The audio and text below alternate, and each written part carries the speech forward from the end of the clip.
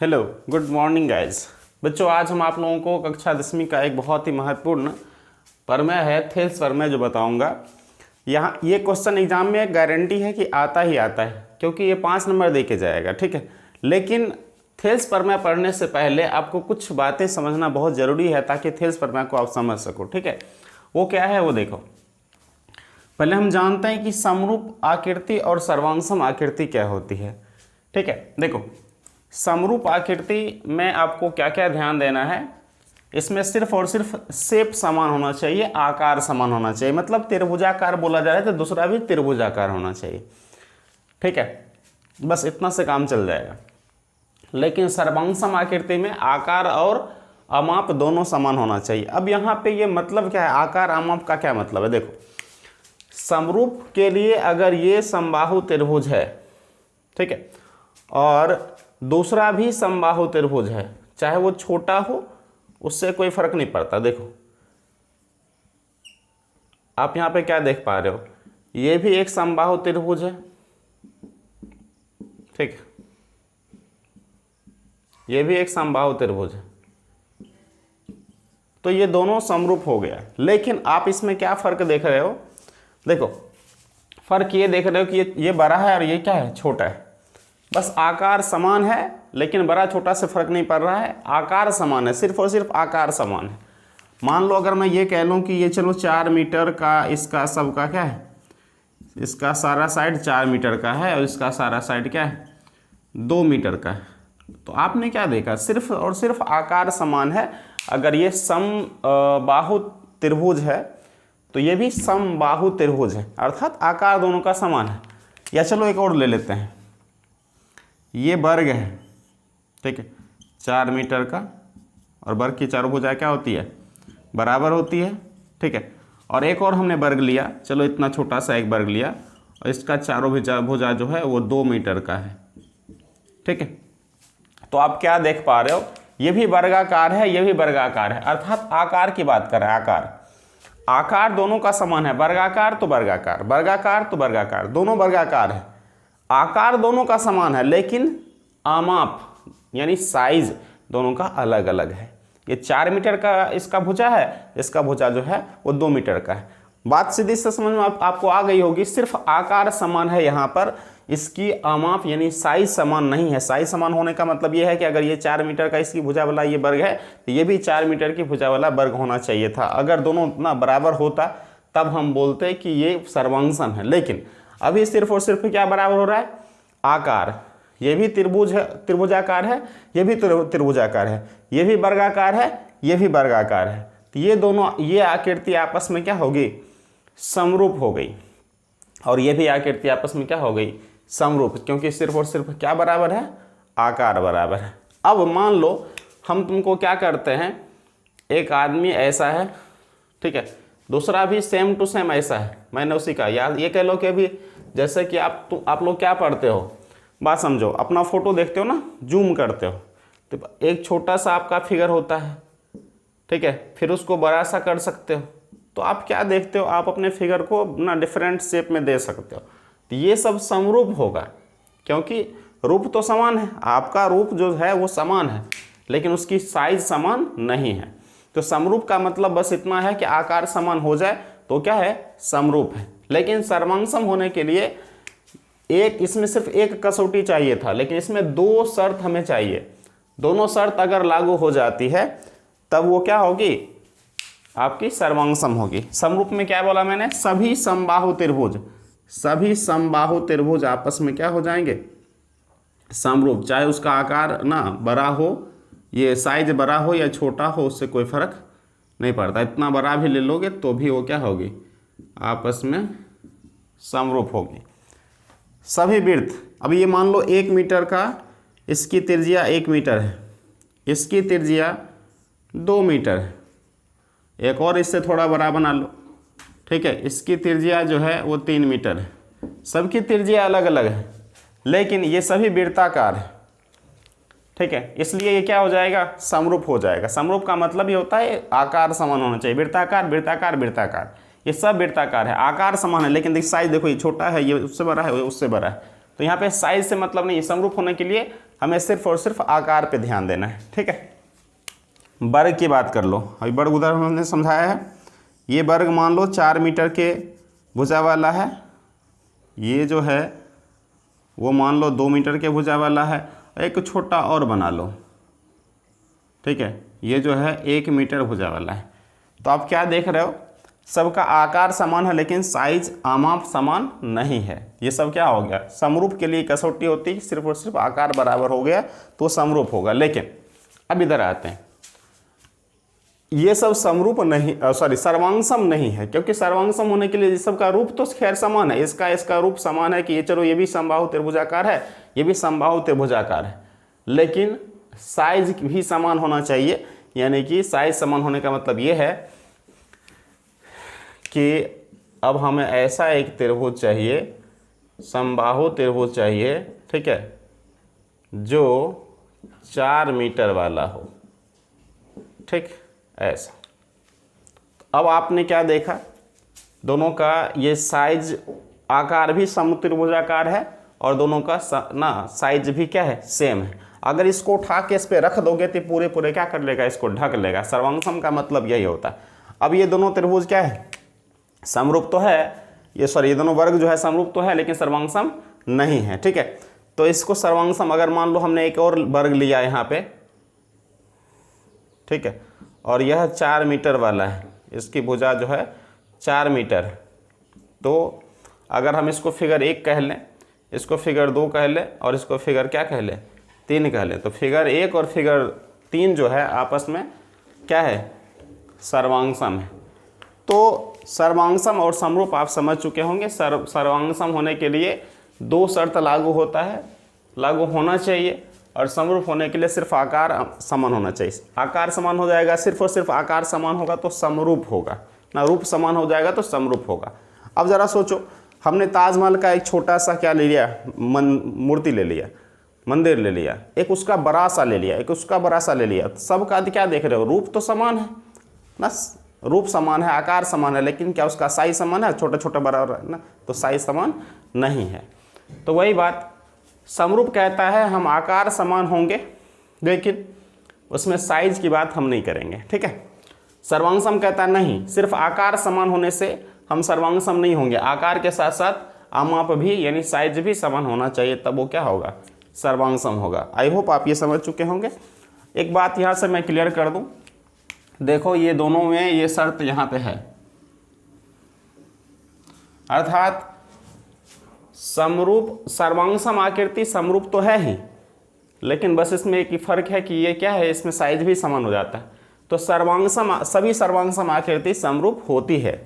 हम क्या बोल रहे हैं, इंपॉर्टेंट बात मैं बोल रहा हूँ, सभी सर्वांगसम आकृति समरूप होती है, सभी समरूप आकृति सर्वांगसम नहीं होती है। ठीक, इधर से सर्वांगसम समरूप तो होगा ही, क्योंकि उसमें आकार दोनों में समान है, आकार वाला तो ना दोनों में बात कर रहा है, साइज बस उसमें समान नहीं होता, क्योंकि तो सभी समरूप आकृति सर्वांगसम नहीं हो सकता। देखो ये समरूप तो है लेकिन सर्वांगसम होने के लिए सबका साइज बराबर होना चाहिए था, वो तो है नहीं। तो ये बहुत बार पूछा गया है आपको कि सभी सर्वांगसम आकृति समरूप होती है या नहीं होती, इस पे भी क्वेश्चन आता है। ठीक है, चलो आप इसका एक स्क्रीनशॉट ले लो। ठीक है, उसके बाद हम अगले टॉपिक को समझाता हूँ। ठीक, तो आप समरूप का मतलब क्या समझे, सिर्फ रूप समान होना चाहिए। देखो समत्रिभुजाकार समत्रिभुजाकार समत्रिभुजाकार, तो यहाँ सब में रूप समान है। ठीक है, साइज की बात ये नहीं कर रहा। ये वर्गाकार वर्गाकार वर्गाकार, ये सब क्या है, वर्गाकार है, यानी आकार सबका क्या है, समान है, तो ये हो गया समरूप। सॉरी, ये तो वृत्ताकार था, ये वर्गाकार वर्गाकार वर्गाकार, सब वर्ग है, वर्ग के आकार का है, ये सब आपस में क्या है, वर्ग के आकार का है, लेकिन इसमें साइज सबका क्या है, अलग अलग है। तो समरूप कहता है हमको साइज थोड़े ना चाहिए, हमको तो सिर्फ रूप समान हो काम चल जाएगा। इसमें सबका रूप क्या है, समान है, आकार सबका क्या है, वर्गाकार है, इसलिए ये सब आपस में क्या हो गया, समरूप। लेकिन सर्वांगसम कहता नहीं बाबू, सिर्फ आकार समान होने से काम नहीं चलेगा, आकार के साथ साथ उसका ना क्या साइज यानी माप भी क्या होना चाहिए समान। अब हम यहाँ पे ये देख पा रहे हैं कि ये आपका क्या है, एक ऐसा समबाहु त्रिभुज है जिसकी भुजा कितना 4-4 मीटर का है, और एक ये भी है 4-4 मीटर। इसको अगर इस पर रख दोगे तो ये इसको क्या करेगा, ढक लेगा। मान लो कि आप क्या करते हो, 10 रुपये का एक सिक्का लेते हो, सेम टू सेम होना चाहिए, सेम टू सेम हूबहू सेम होना चाहिए, यानी कि फ़ोटोकॉपी जैसा ही, और उसको उस पर रख दो तो फिर क्या हो जाएगा, दोनों का एक दूसरे को ढक लेगा। तो सर्वंसम का मतलब अब ये नहीं है कि चलो ठीक है उसमें बिल्कुल इसको उठा के रखोगे हूबहू, मतलब सेम ही कह लो। सर्वांगसम का मतलब पूरे सेम, ठीक है, जैसा है वैसा ही, ठीक है, ये हो गया। ठीक, अब कभी कभी देखो मिल्टन का बोतल आता है ना, हाँ मिल्टन का बोतल आता है पानी पीने के लिए। अब ज़रा सोचो, एक मिल्टन का बोतल है छोटा वाला 1 पौवा वाला जिसमें है ना 250 ग्राम अटता है, और एक है 1 लीटर अटने वाला। तो दोनों का क्या समान है, सिर्फ और सिर्फ आकार समान है, ठीक है। क्या उसमें उसका साइज भी समान है, साइज समान नहीं है, आकार सिर्फ और सिर्फ समान है, तो क्या हो जाएगा, समरूप होगा। लेकिन अगर हम 1 लीटर अटने वाला मिल्टन का बोतल लें, दूसरा भी 1 ही लीटर अटने वाला मिल्टन का बोतल ले लें, तब वो क्या हो जाएगा, सर्वांगसम हो जाएगा, क्योंकि वहाँ पर आकार और साइज दोनों क्या हो रहा है, शेप और साइज दोनों बराबर हो रहा है, ठीक है। देखो एग्जाम में बहुत बार 2 नंबर में ये क्वेश्चन पूछा गया, बहुत ही ज़्यादा इंपॉर्टेंट है, एग्जाम में गारंटी के साथ क्वेश्चन पूछा जाता है कि 2 समान भुजा वाला क्या बहुभुज समरूप कब होगा। अब समान भुजा का मतलब क्या है, 2 वर्ग कब समरूप होगा, 2 त्रिभुज कब समरूप होगा, 2 पंचभुज बोला जाएगा वो कब समरूप होगा, तो इसके लिए बात कर रहे हैं। तो 2 समान भुजा वाला बहुभुज क्या होगा, समरूप कब होगा। पहली बात तो आप यहाँ पे देख लिए, पहला शर्त तो इसी में दिख रहा है आपको कि 2 भुजा क्या होना चाहिए, समान होना चाहिए, ठीक है, समरूपता के लिए। दूसरी बात बोल रहा है कि संगत कोण, ये इंपॉर्टेंट बात है, संगत कोण भी समान होना चाहिए, और संगत भुजाओं का जो अनुपात है ना वो क्या होना चाहिए, समानुपाती होना चाहिए। इसका क्या मतलब है मैं फिगर से समझाता हूँ आपको, ठीक है। मान लो ये आपका क्या है, पहला त्रिभुज, ठीक, समबाहु त्रिभुज है, और हमने यहाँ पे एक दूसरा त्रिभुज लिया, ठीक।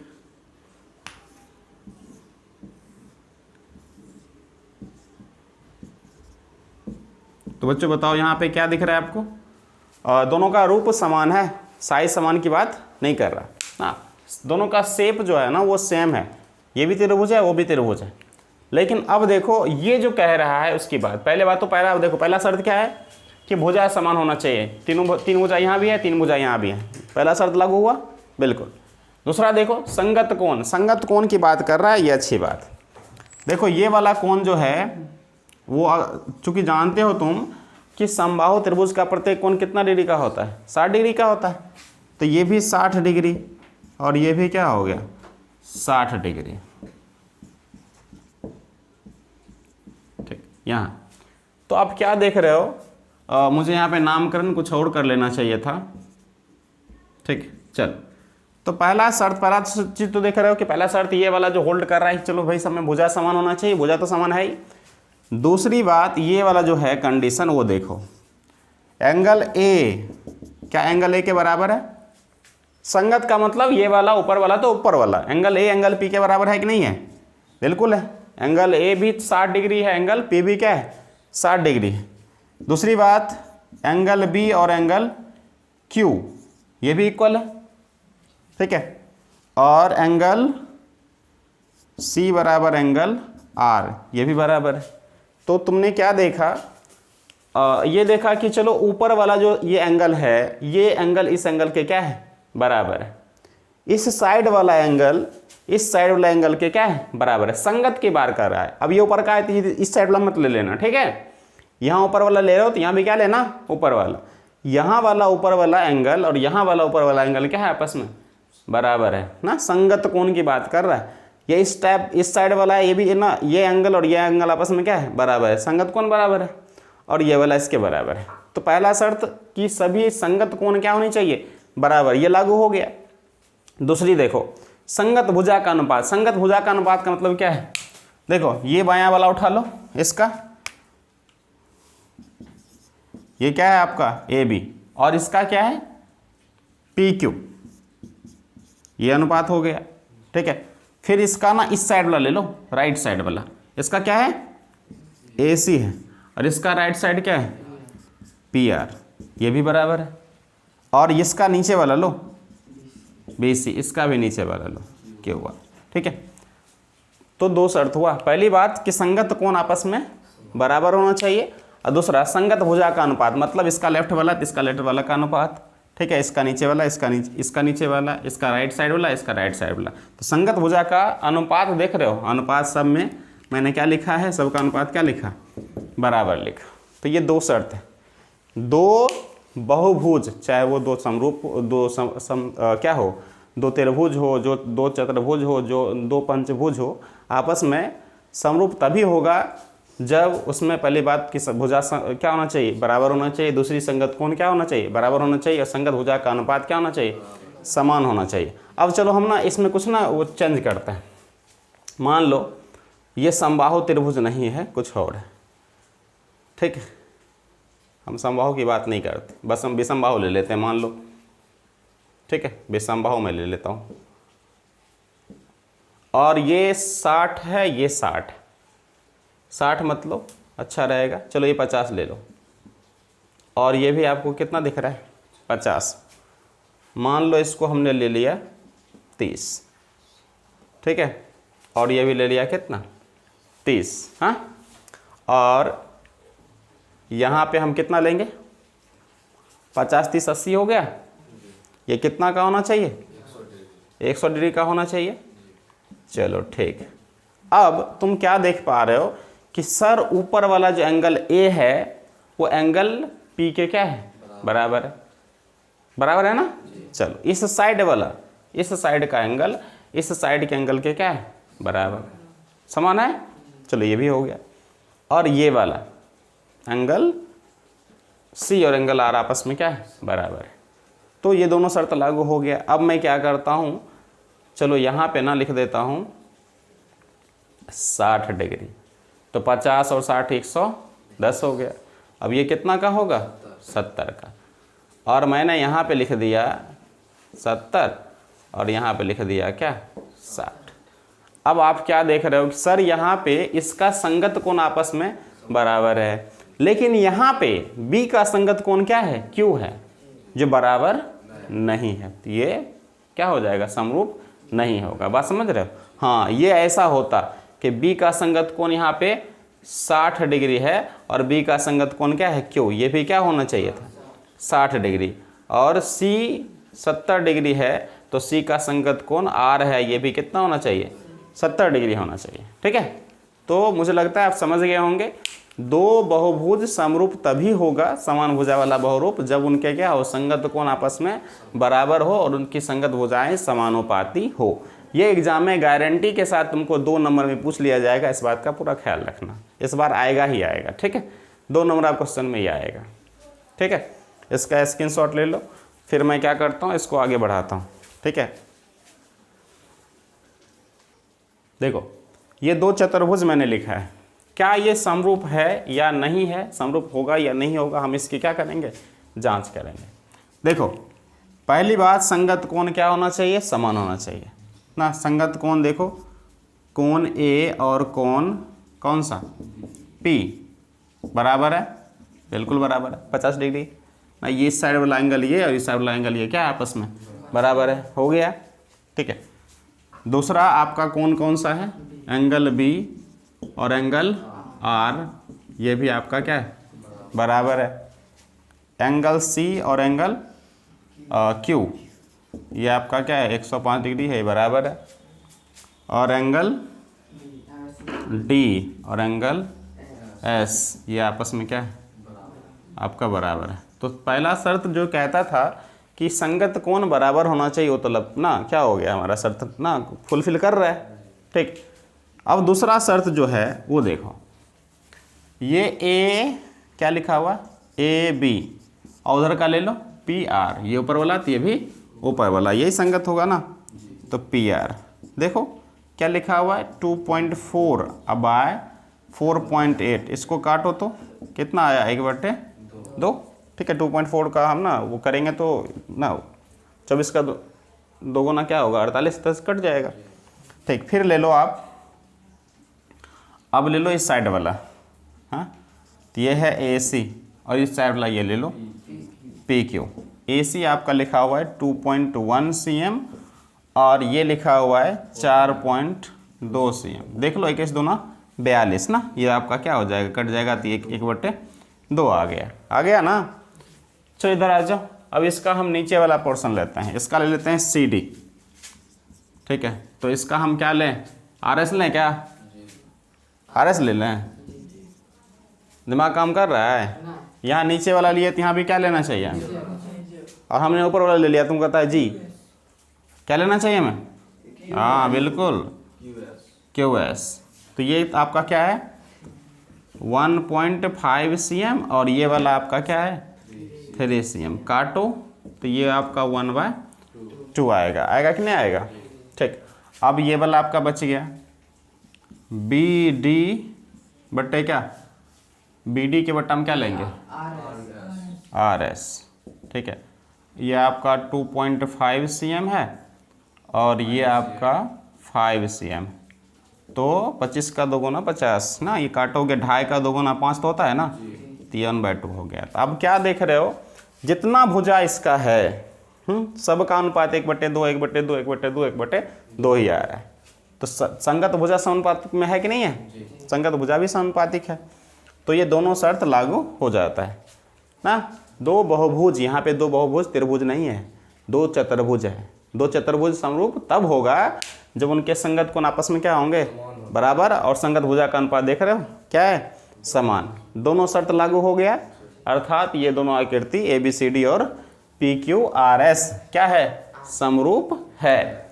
तो समरूप का हम लिखेंगे ए बी सी डी, चतुर्भुज ए बी सी डी और चतुर्भुज पी क्यू आर एस क्या है समरूप। तो समरूप की आकृति का निशान इस टाइप का होता है। ठीक है, ऐसा दिखा दोगे समझ गया कि दोनों आकृति क्या है समरूप है, हो गया।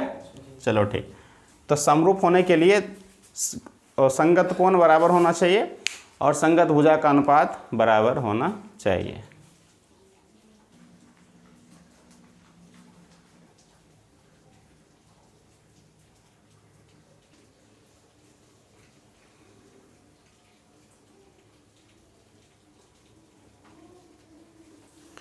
देखो ये जो आपका एक्सरसाइज है 6.1 है। ठीक है, अब आप लोग जवाब दे लो इसका। इसमें कह रहा है, पहला को कहता है कि ना fill in the blanks. Question ये है कि क्या सभी वृत्त समरूप होंगे या सर्वांगसम होंगे। जितना भी वृत्त है सबका आकार तो समान है कि सारा का सारा वृत्त है, लेकिन उसकी साइज समान होगी या नहीं होगी इसकी गारंटी नहीं है, लेकिन आकार समान हो रहा है। और पहला शर्त लागू हो जाता है, सिर्फ आकार बराबर हो जाता है तो क्या होता है समरूप होता है। तो दुनिया के सभी वृत्त आपस में क्या होगी समरूप होगी। ऑब्जेक्टिव में बहुत बार पूछा गया है। और सभी वर्ग आपस में क्या होगा समरूप या सर्वांगसम समरूप, क्योंकि दुनिया के जितने भी वर्ग हैं वर्ग तो सब है, क्योंकि सबका आकार वर्ग है, आकार वर्ग है वो तो चलो ठीक है, आकार सबका बराबर हो गया, लेकिन साइज बराबर होगा या नहीं होगी इसकी गारंटी तो नहीं दे रहा है वो।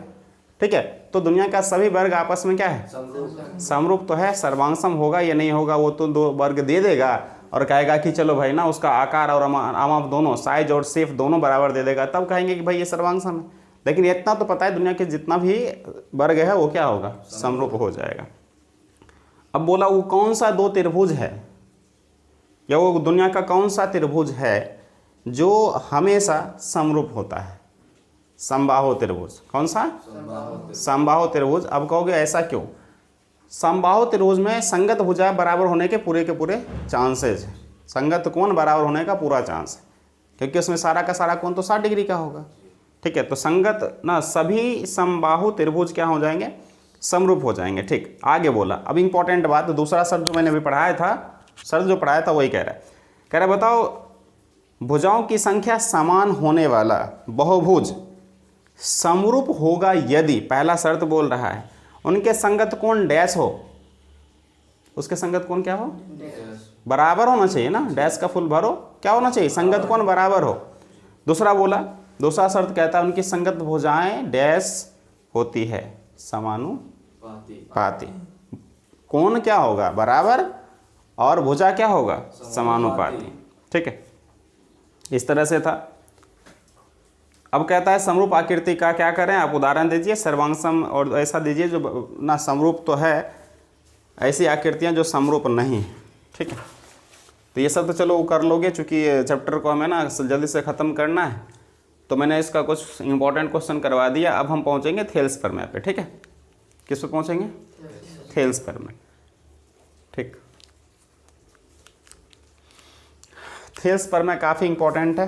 क्या दिख रहा है सही से, क्लीन दिख रहा है, चलो ठीक। थेल्स प्रमेय काफ़ी इंपॉर्टेंट है। देखो थेल्स प्रमेय का पहले तो कथन, थेल्स प्रमेय ने कहा क्या था। देखो थेल्स प्रमेय का दूसरा नाम है समानुपातिकता, आधारभूत समानुपातिकता प्रमेय। जैसे कि तुमने पहला चैप्टर पढ़ा होगा आप लोगों ने, पहला चैप्टर क्या कहता, पहला चैप्टर में एक थ्योरम था, अंक गणित का आधारभूत प्रमेय था। किसने दिया था, CF गॉस। ठीक है, पहला चैप्टर जो आपका रियल नंबर है उसमें एक प्रमेय दिया हुआ है अंक गणित का आधारभूत प्रमेय, जिसको कहा ना, जिसको दिया था सर्वप्रथम CF गॉस ने। चूंकि उन्होंने सबसे पहले CF गॉस ने दिया, इसलिए उसको कहा जाता है ये गणितज्ञों का राजकुमार है। CF गॉस को गणितज्ञों का राजकुमार कहा जाता है क्योंकि अंक गणित का आधारभूत प्रमेय किसने दिया, CF गॉस ने दिया। इस बात का भी ख्याल रखना। ठीक है, अब आगे देखो, यहाँ पे ब्राइटनेस दिख रहा होगा, इसलिए वो बल्ब बंद कर दो। ठीक है, अब ये जो है कौन सा मैं कह रहा हूँ, थेल्स प्रमेय। थेल्स प्रमेय को आधारभूत समानुपातिकता प्रमेय कहा जाता है। ऑब्जेक्टिव में पूछा जाए कि किस प्रमेय ना, थेल्स प्रमेय को और किस नाम से जाना जाता है, तो आप बोलोगे आधारभूत समानुपातिकता प्रमेय कहते हैं। ठीक है, अब इन्होंने कहा क्या था, पहले उसको समझते हैं।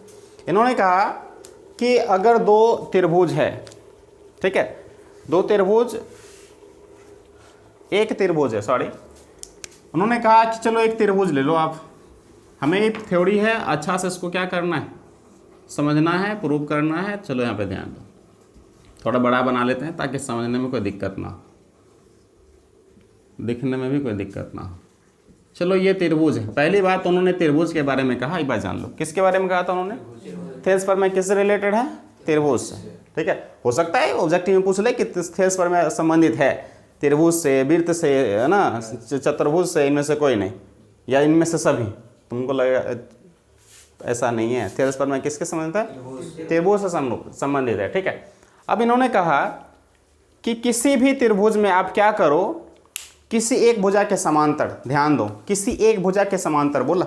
चलो हम ले लेते हैं, आपका मन, अब चूंकि फिगर ऐसा है, हम चाहते हैं कि ऐसा लिख दें, यही अच्छा रहेगा। जरा बताओ तुमको हम ऐसा खींचे कौन सा अच्छा लगेगा, तुम ही बताना। ये भुजा है आपका AC, इसके समांतर हमने नहीं खींचा, बढ़िया लग रहा है ना। अच्छा, एक ये वाला है तुम्हारा, ये वाला भुजा, ये वाला, इसके तो हमने सामने खींच दिया, और एक ये वाला है, इसके समांतर खींचता हूँ, इसके समांतर ये खींचता हूँ, ये भी सही नहीं लग रहा, लेकिन कौन सा, देखो ये ठीक लग रहा है ना, इस टाइप से। तो हम क्या करेंगे, लेने के लिए कुछ भी ले सकते हो, इसमें से तीनों ऑप्शन तुम्हारे पास है। तुम चाहो तो AB के समांतर एक लाइन खींच लो, तुम चाहो तो AC के समांतर खींच लो, और तुम चाहो तो BC के समांतर खींच लो। तुम्हारे पास ऑप्शन है, तुम जिससे खींचना चाहो। मेरे ख्याल से तो चलो हम ना सुविधा के अनुसार क्या लेंगे, BC के समांतर खींचेंगे। ठीक है,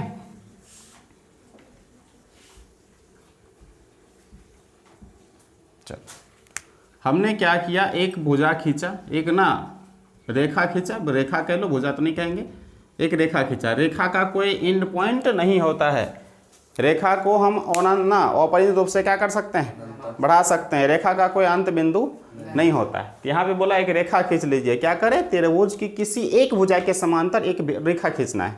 चलो ये हमारा त्रिभुज है और हमने BC, एक भुजा क्या है, BC है, BC के समांतर हमने एक रेखा खींचा। चलो इसका कुछ नाम रख दें। ठीक है, जहाँ पे AC को ये काट रहा है, किसको काट रहा है, AC को, उसका नाम D रख लेते हैं। AB को जहाँ काट रहा है उसका नाम D रखा, और AC को जहाँ काट रहा है, यहाँ पे काट रहा है, यहाँ पे प्रतिच्छेद कर रहा है, इसका नाम हमने क्या रख लिया, E रख लिया, ABCD ना, E रख लिया। ठीक है, इस तरह से रख लिया। अब इसका नाम अगर रखना है चलो तो यार एल रख दो। एल एक भुजा हमने लिया, ठीक है, किसके समांतर लिया, बीसी के समांतर, जो ए बी को डी बिंदु पर तथा ए सी को ई बिंदु पर काट रहा है। ये उनका स्टेटमेंट था, लेकिन कंक्लूजन क्या है, निष्कर्ष क्या है, ठीक है। उन्होंने कहा यदि ऐसा हो तो, यदि ऐसा आपको मालूम हो तो, बोला कि संगत भुजा का अनुपात ना, ये कर लो A D by D B, ठीक है, और ए ई बाय क्या, ई सी, ये बट्टे ये और ये बट्टे ये आपस में क्या होगा, बराबर होगा। बात को समझो। तो बोला वो जिस भुजा को कट करके जा रहा है, जिस भुजा को बीच से चीरते फाड़ते जा रहा है, उसको वो क्या करता है, समान अनुपात में क्या कर देता है, बांट देता है। ये बट्टे ये अब बराबर ये बट्टे ये, देख लो ए डी बट्टे डी बी और ए ई बट्टे ई सी क्या कर रहा है, समान अनुपात में दोनों को क्या कर रहा है, बांट रहा है। किसको बांट रहा है, जिस भुजा को प्रतिच्छेद कर रहा है। एक भुजा के समांतर जा रहा है और जिस दो भुजा को आपस में क्या कर रहा है, काट रहा है, उसको समान अनुपात में बांट रहा है, ठीक है। यही उनका क्या था, कथन था। किनका कथन था, थेल्स परमै का कथन क्या कहता है, थेल्स परमै का कथन कहता है, अब कथन हम लिख लेते हैं, ठीक है। कथन आपका कहता है किसी त्रिभुज में किसी एक भुजा के क्या लिखा हुआ है, समांतर, किसी एक भुजा के समांतर खींची गई, किसी एक भुजा के समांतर तथा समांतर खींची गई, अच्छा रहेगा चलो, खींची गई रेखा, ठीक है, दो अन्य भुजा को भिन्न भिन्न बिंदुओं पर क्या करे, प्रतिच्छेद करे या काटे, प्रतिच्छेद करे तो, समझ रहे हो। तो से पहले का जो चीज है वो दिया हुआ रहता है, इस बात को ख्याल रखना, और तो के बाद का जो चीज होता है वो हमें सिद्ध करना होता है, समझ रहे हो। इनका कहना है कि एक ऐसा भुजा लेना है जो एक भुजा ना, एक ऐसा क्या लेना है, रेखा लेना है जो एक भुजा के समांतर होना चाहिए और दो अन्य भुजाओं को क्या करना चाहिए, दो अलग अलग पॉइंट पे काटना चाहिए। अगर ऐसा होता है तो, ठीक है, दोनों भुजाओं को, रेखा जो है, दोनों भुजाएं समान अनुपात में क्या हो जाती है, दोनों भुजाओं को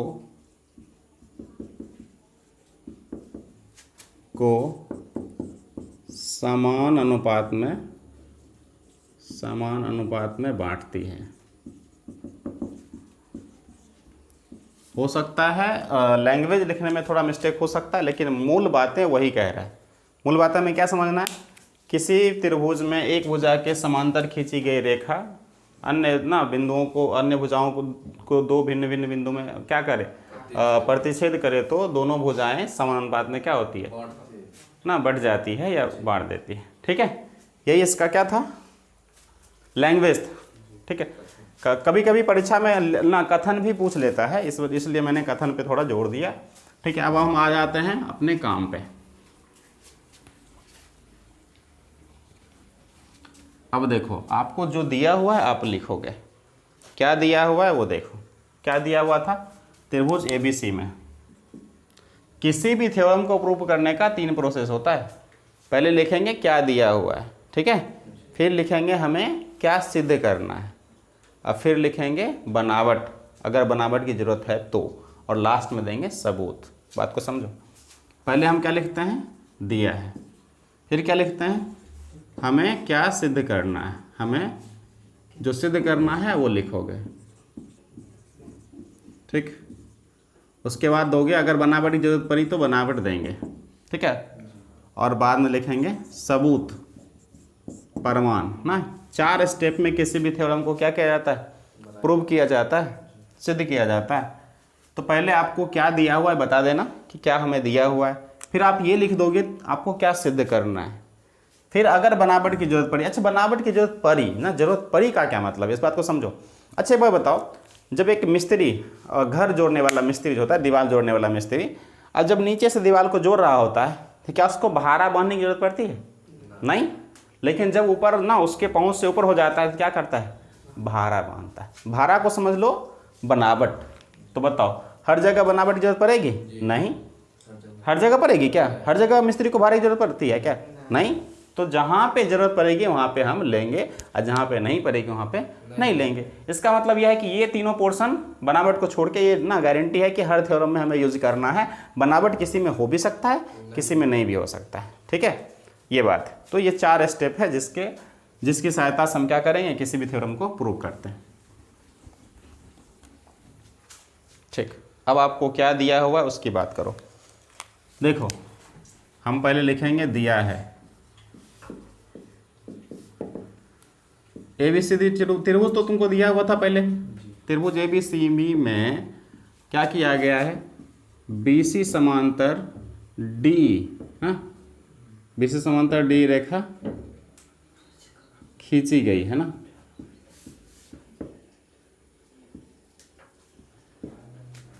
जो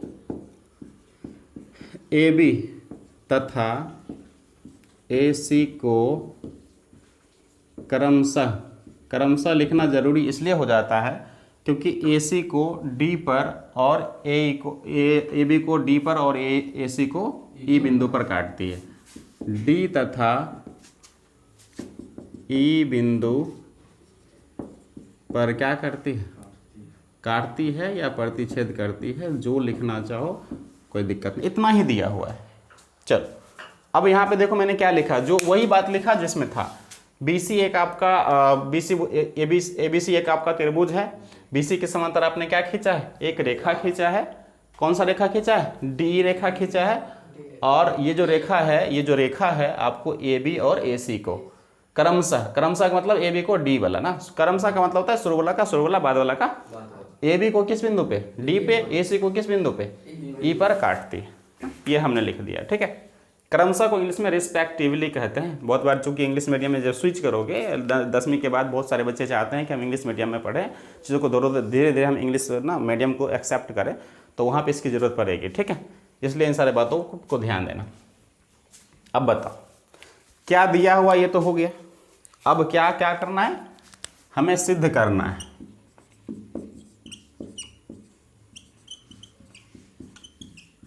बताओ क्या सिद्ध करना है, यही ना, AD बटे DB। क्या? AD बटे DB जो है वो बराबर होना चाहिए A बटे EC के। हमें यही क्या करना है, प्रूव करना है। ठीक है यहाँ तक?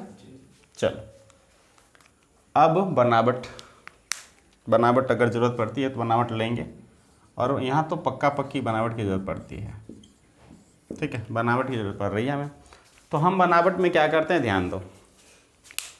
बनावट हमारे फिगर में नहीं दिया हुआ है, हम अपने मन से लेके आ रहे हैं। अरे घर बनाने के लिए अगर मान लो कि ना ठेकेदार ने क्या किया, किसी मिस्त्री को बोल दिया कि मेरा घर बना दो, तो घर बनाने के बारे में बोला था ना, वो बहारा बनाने के बारे में तो नहीं बोला था। भाई तो मिस्त्री अपने हिसाब से बनाता है, तो वही बात है। तो उसको हम क्या करेंगे, डॉट लाइन में मिलाते हैं। क्या करते हैं? डॉट लाइन में मिलाते हैं। हम क्या करते हैं, यहाँ D से एक लंब डालते हैं। किस पे लंब डालते हैं? AC पर। यहाँ पे चलो इसका नाम रख लो, कुछ M रख लो। ठीक है, यहाँ से एक और लंब डाल दो, इधर E से हम एक और लंब डालते हैं, इसका नाम रख लो N। ठीक है, चाहो तो अच्छा कोई नहीं, नामकरण है, अपने ऊपर डिपेंड करता है। और क्या करो, D को C से मिला दो। ठीक है, और B को E से मिला दो। ये सब क्या था आपका, बनावट में क्या किया गया है। अब बनावट को हम लिखेंगे, भाई हमने क्या किया। ठीक है, तो आपने क्या किया है, एंगल D से एंगल डी से डी एम लंब किस पे खींचा है? ये डी एम लंब किस पे है? ए सी पर है। ए ई बोलो या ए सी बोलो, बत बराबर है, वही भुजा है ना, तो ए सी बोल दो, ठीक, कोमा दे दो। अच्छा ई से जो लंब खींचा गया उसका नाम क्या है? ई एन है, ठीक है। अच्छा एक बात बताओ, ऐसे खींच दिए हो तो आप पहले क्या है, मान लो ये बी सी है सपोज करो, और ये एम एन है, तो आप इसको क्या लिखते हो? लिखोगे ना कि सर एम एन जो लंब है वो किस पे है? बी सी पे है, और एम एन लंब किस पे है? बी सी पे, तो हम वही तो लिख रहे हैं। ई से हमने क्या खींचा? ई एन लंब खींचा है। क्या खींचा? ई एन लंब खींचा। किस पे खींचा है? ई एन लंब किस पे है? इस पे है, तो ए डी भी लिख सकते हैं और ए बी भी लिख सकते हो। चूंकि त्रिभुज की भुजा का नाम ए बी है ना, तो हम ए बी लिख लेते हैं, ठीक है, ए बी। क्या इतना ही बनावट था? नहीं, एक बनावट और है, और वो बनावट क्या है? बी को किस से? बी को ई तथा, ठीक है, डी को सी से क्या किया हमने? मिलाया, ठीक है। यहाँ तक हमने डी से डी एम लंब ए सी पे खींच दिया, ई से ई एन लंब ए बी पे खींच दिया, बी को ई से और डी को सी से हमने क्या किया है? मिलाया। मतलब जो काम हमने किया वो लिख दिया, ठीक है, ये बनावट हो गया। अब हम करेंगे सबूत की बात। क्या? परमान। परमान क्या कहता है उसको देखो, ठीक। परमान में एरिया ऑफ त्रिभुज क्या होता है? 1/2 गुने आधार गुने ऊंचाई, पता है ना?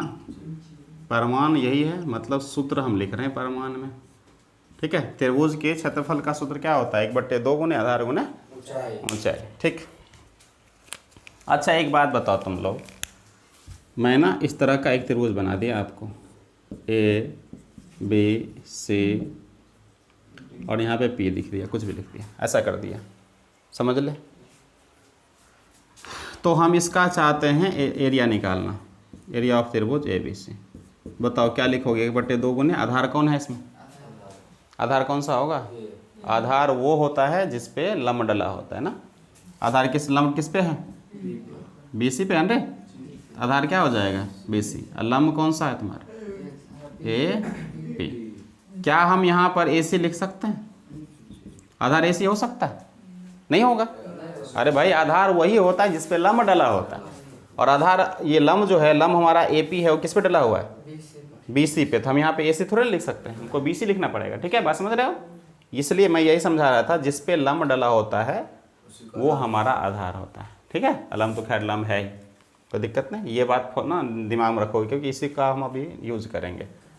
चलो ठीक, एक एक छोटी छोटी बात अगर नहीं समझे तो फिर है तो बहुत ईजी सा क्वेश्चन, मैं चाहता तो तुरंत बना देता, लेकिन मैं चाहता हूँ कि सिखाऊँ, ठीक है।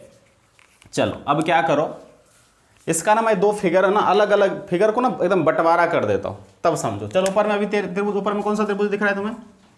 ऊपर में जो त्रिभुज दिख रहा है वो तुम्हारा क्या है? ए डी और ई है, ठीक है।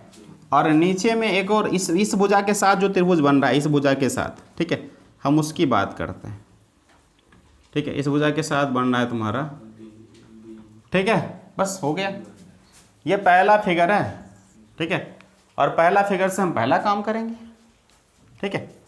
चलो हम क्या करते हैं, एरिया ऑफ त्रिभुज ए डी ई, ठीक है।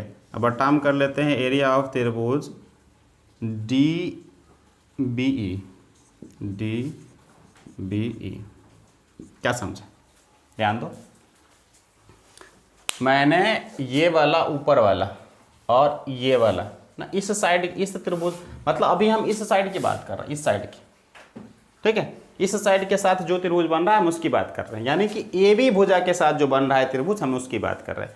ए बी भुजा के साथ ये बन रहा है, यहाँ पे है, और ए बी भुजा के साथ तुम्हारा क्या, भी इसको मिटा देते हैं समझने के लिए, ये वाला जो कलर पोर्शन है, ठीक है, ये त्रिभुज की बात कर रहे हैं। वो तुम्हारा त्रिभुज क्या है? डी ई बी है, या डी बी ई पढ़ सकते हो, ये मैंने ले लिया। चलो अब इसको कुछ देर के लिए तो फिगर को याद ही मत रखो, इस फिगर को देखो, क्योंकि यहाँ से हम तुमको समझाने वाले हैं। ठीक है। अब देखो ऊपर में हमने ऊपर का त्रिभुज लिया और नीचे में हमने निचल का त्रिभुज लिया ना, ठीक है। अब ऊपर का त्रिभुज की हम क्या करते हैं, बात करते हैं। अब इसमें हमको एक लंब है ना, लंब तो लेना पड़ेगा ना, हमारा लंब हमारा क्या है, ये n है ना, ठीक, चलो लंब हो गया, ठीक। अब हम लिखते हैं 1/2। चलो ऊपर का त्रिभुज, ऊपर के त्रिभुज ध्यान दो, ऊपर में ADE है, इस त्रिभुज का क्षेत्रफल लिखना है हमें, तो आधार कौन सा होगा, आधार AD होगा कि नहीं होगा, AD होगा, क्योंकि लंब उसी पर है, ठीक है। हम बताया अभी तो उसी चीज़ को समझा रहे थे, लंब जिस पे होगा वही हमारा क्या होता है, आधार। तो लंब है किस पे, AD पे ना, तो AD हमारा आधार हो गया, और लंब तुम्हारा क्या है, EN है ना रे, ठीक। चलो ये अब नीचे त्रिभुज जो है उसकी बात करते हैं, 1/2 हो गया। DBE, चलो DBE इस त्रिभुज की बात करें, नीचे वाला का, ठीक है।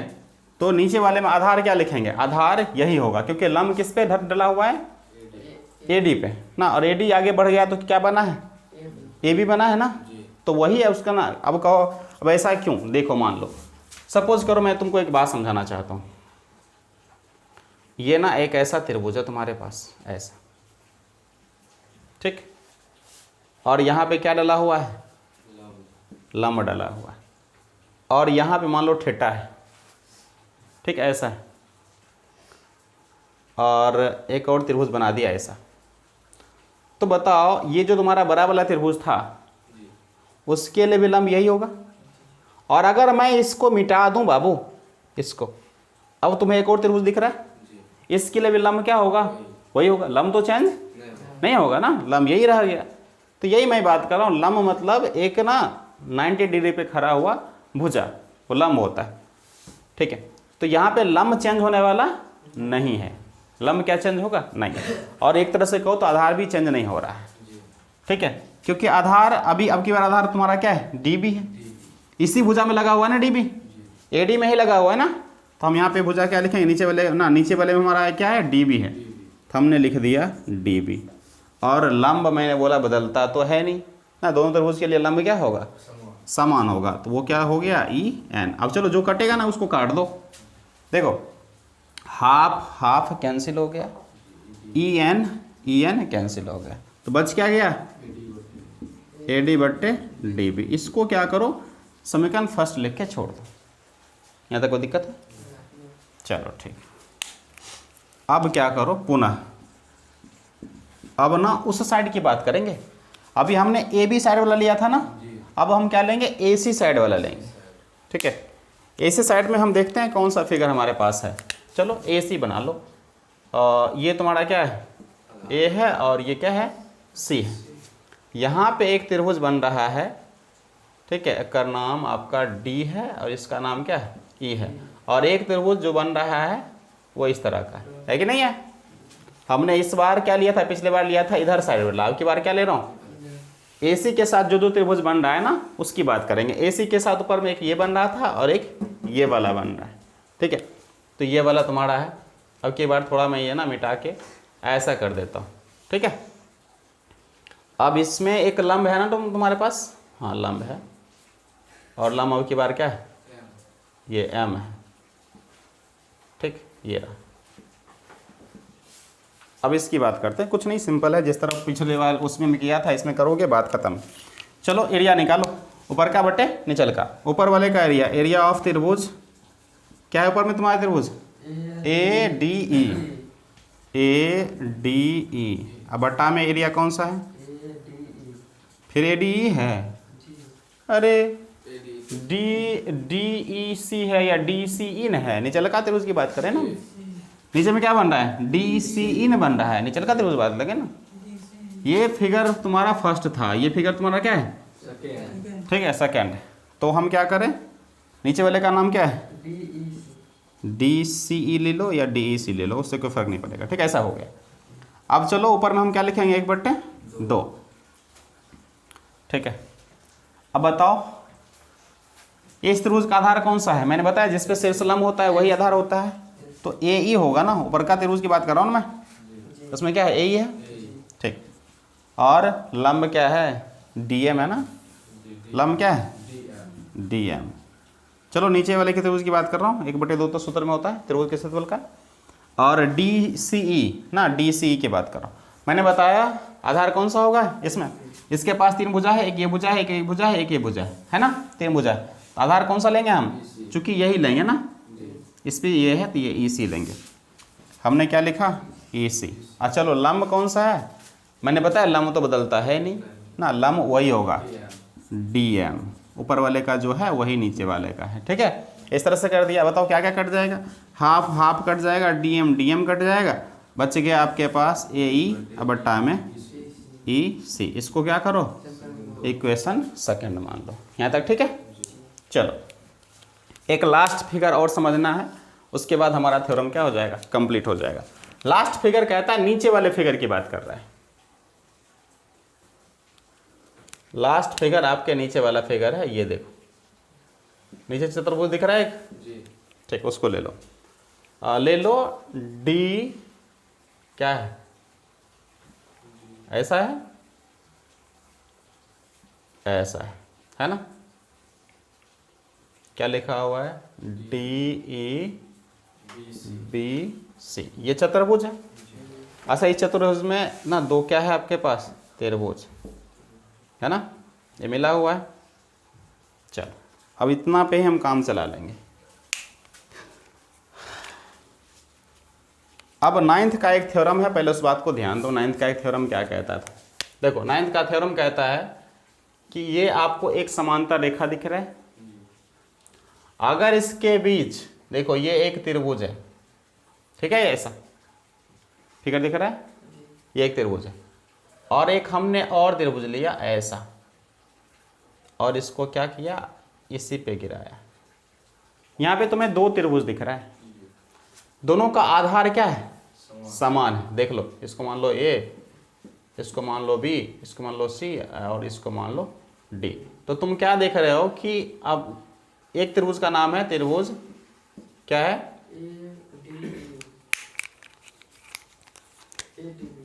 एक त्रिभुज है ACB, है ना, ACB है, और दूसरा जो त्रिभुज है तुम्हारे पास वो ADB है, ADB है। अच्छा AB दोनों में आ रहा है, नहीं आ रहा, और वो नीचे में है, आधार है आधार, और एक ही समांतर रेखा के बीच में दोनों त्रिभुज है। ठीक है, तो ये क्या हो जाएगा, दोनों का एरिया बराबर होगा ना। 10वीं का एक थ्योरम कहता है कि एक ही समांतर रेखा के बीच और एक ही आधार होना चाहिए।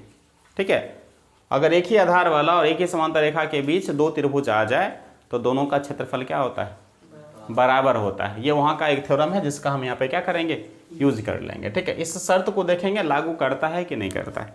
अब यहाँ पे गौर से देखो, बनावट नहीं, सॉरी, हमने क्या लिया, यहाँ पे देखो दिख रहा है कि BC और DE आपस में क्या है, समांतर है। पहला जो शर्त हमें चाहिए था वो मिल गया। और चलो हम ना इसमें गौर करते हैं। अच्छा एक बात देखो, थोड़ा देर के लिए टॉपिक को भूलो और इसको देखो। हम चाहते हैं हमारा जो थ्योरम प्रूव होना होगा कैसे, वो देखो। हमारा थ्योरम कैसे प्रूव होगा, हमें ये हमारा देखो, ये हमारा लेफ्ट ना, समीकरण फर्स्ट में ये लेफ्ट वाला है और समीकरण सेकंड में हमारा क्या है, राइट वाला है। अर्थात सर हमें ये दोनों को बराबर करना है। क्या करना है, बराबर। बराबर कैसे होगा, एक बात देखो गौर से देखो, समीकरण फर्स्ट का बाएं पक्ष देखो और समीकरण सेकंड का भी बाएं पक्ष देखो। समीकरण फर्स्ट के बाएं पक्ष में ऊपर में क्या रखा हुआ है, ADE, और यहाँ भी देखो AD, मतलब ऊपर का तो समान है ही सर, ऊपर वाला तो बराबर है। अगर हम नीचे वाले को आपस में क्या कर दें, बराबर कर दें, नीचे वाले को क्या कर दें, बराबर कर दें, तो समीकरण फर्स्ट का बायां वाला और समीकरण सेकंड का भी बायां पक्ष आपस में क्या हो जाएगा, बराबर हो जाएगा। और 2 समीकरण का जब एक पक्ष बराबर हो जाता है दूसरा पक्ष बराबर होगा कि नहीं होगा, होगा। तो हमारा मकसद क्या है, हमारा मकसद ऊपर का तो बराबर है ही, बस नीचे का बराबर करना है। और नीचे में क्या रखा हुआ है, ये दोनों त्रिभुज को आपस में क्या करना है, बराबर कर देना है। अगर बराबर कर देंगे तो LHS बराबर, RHS भी क्या हो जाएगा, बराबर, हमारा चीज़ सिद्ध हो जाएगा। ठीक है, अब हम इसके लिए क्या करते हैं, इस दोनों त्रिभुज पे ध्यान देते हैं। चलो भाई तुम दोनों त्रिभुज हो कहाँ, हमें तुम दोनों को क्या करना है, बराबर करना है। तो फिगर में हमने देखा, चलो ये दोनों त्रिभुज कहाँ पर हुआ है, नीचे पर हुआ है। हाँ, ऊपर इसका देखो, इसका बायां पक्ष का ये नीचे वाला देखो। ठीक है, समीकरण फर्स्ट का DBE, चलो DBE है ये वाला। ठीक है, चलो मैं इसको थोड़ा रेड कलर से ना वो कर देता हूँ। ठीक, और एक है आपके पास DC, नीचे देखो इसका नीचे वाला क्या है DB और इसका नीचे वाला क्या है DC। चलो इसको हम ना ब्लू कलर से DCE, चलो ये वाला कह रहा है ना, ये वाला, ठीक। गौर से एक बात ध्यान देना, मैं जो कहना चाहता हूँ, ये जो तुम्हारा पहला नीचे वाला है, देखो DE इसमें भी है और DE इसमें भी है, समांतर रेखा तो था ही, और दो आधार यहाँ पे समान है, दोनों का आधार क्या है, दोनों का आधार कौन होगा, जो बराबर होता है वही आधार होता है। D भुजा दोनों में है और D क्या हो गया, आधार हो गया। D क्या हो गया इसका, आधार। तो हम यहाँ पे वही भाषा लिखेंगे, 10वीं का वो भाषा हम यहाँ पे लिखेंगे। नीचे दिख रहा है क्या, यहाँ पे देखो, ये दिख रहा है, यहाँ भी नहीं दिख रहा है, यहाँ दिख रहा है, ये तो गड़बड़ हो गया था, हम लिखे कहाँ पे, यहाँ तक दिख सकता है। अच्छा रुको जाओ,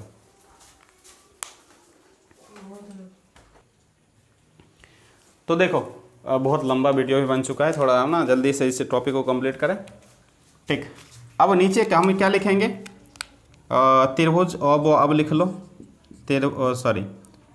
त्रिभुज क्या है, यहाँ पे ऊपर का लिख लो, त्रिभुज क्या है DBE तथा त्रिभुज DCE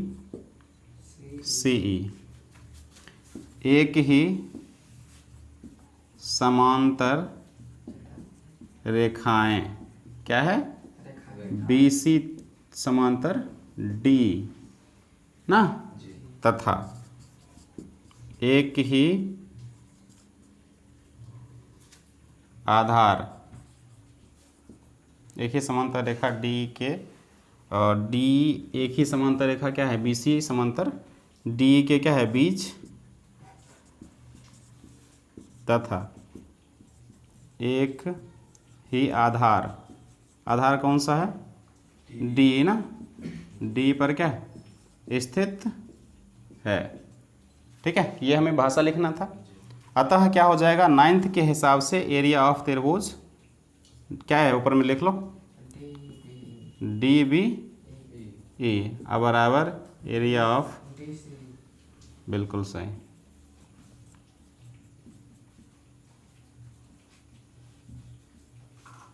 ठीक है। इसको लिख देंगे हम क्या 3rd, समझे। हम पहले तो हम शर्त को देख लिए कि भाई दो त्रिभुज होना चाहिए, एक ही समांतर रेखा के बीच होना चाहिए, और दोनों का आधार क्या होना चाहिए, समान होना चाहिए, वो तो दिख रहा है, ठीक है। तो यहाँ से 9th के हिसाब से हो गया। चलो नीचे का दोनों त्रिभुज क्या हो गया, बराबर। अब जरा बताओ, हम यहाँ तक देख रहे थे, हमको तो ये समीकरण फर्स्ट और समीकरण सेकंड का दायां पक्ष बराबर करना था, और समीकरण 3rd कहता है कि चलो भाई तुम्हारा नीचे वाला पोर्शन जो बराबर नहीं था, हमने उसको भी क्या कर दिया, बराबर कर दिया। तो यहाँ दिख रहा होगा समीकरण फर्स्ट सेकंड तथा किससे 3rd से, हम तीनों समीकरण के ना क्या कर लेते हैं, उपयोग कर लेते हैं।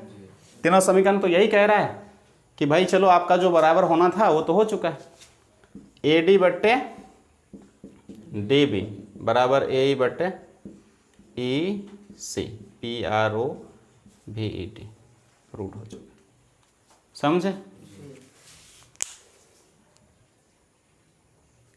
तो ये हो गया समीकरण फर्स्ट का। क्या था समीकरण फर्स्ट में और सेकंड में, नीचे वाला पोर्शन जो था LHS का, जो नीचे वाला पोर्शन था वो बराबर नहीं था। देख समीकरण फर्स्ट का ऊपर वाला त्रिभुज और समीकरण सेकंड का ऊपर, ये आपका जो समीकरण सेकंड है उसका ऊपर वाला पोर्शन बराबर था, लेकिन 3rd समीकरण ने बोल दिया आपको कि चलो समीकरण फर्स्ट का नीचे वाला त्रिभुज और समीकरण सेकंड का भी नीचे वाला त्रिभुज क्या हो गया, बराबर। तो हम फर्स्ट और सेकंड और थर्ड में हम देख पा रहे हैं कि चलो ना बायां पक्ष पूरा क्या हो गया, बराबर हो गया। जब बायां पक्ष पूरा तरह से क्या हो गया, बराबर हो गया, तो दायां पक्ष आपस में क्या होगा, बराबर। और दायां पक्ष हमारा क्या है AD बटे DB, और इसका क्या है AE बटे EC, हमारा क्या हो गया, प्रूव हो गया। यही आपका क्या था, थेल्स प्रमेय। क्या था, चलो फाइनली क्विकली हम क्या करते हैं, 2-3 मिनट में इसको कंप्लीट करने की कोशिश करते हैं। हमारा कथन क्या दिया हुआ था कि किसी त्रिभुज में किसी एक भुजा के समांतर खींची गई रेखा अन्य दो भुजाओं को दो भिन्न बिंदु पर क्या करे, काटे, तो वो दोनों भुजाओं को समान अनुपात में क्या करती है, बांट देती है। जो दिया हुआ था हमने लिख लिया, सिद्ध क्या करना था ये तो हो ही गया। बनावट में हमने बोला चलो भैया ना ये सब हमने इतना जो डॉट लाइन में किया, ये क्या किया था, बनावट किया था और हमने बनावट को बाकायदा लिखा भी। अब परिमाण मतलब त्रिभुज के क्षेत्रफल का क्या फॉर्मूला था हमने वो लिख दिया।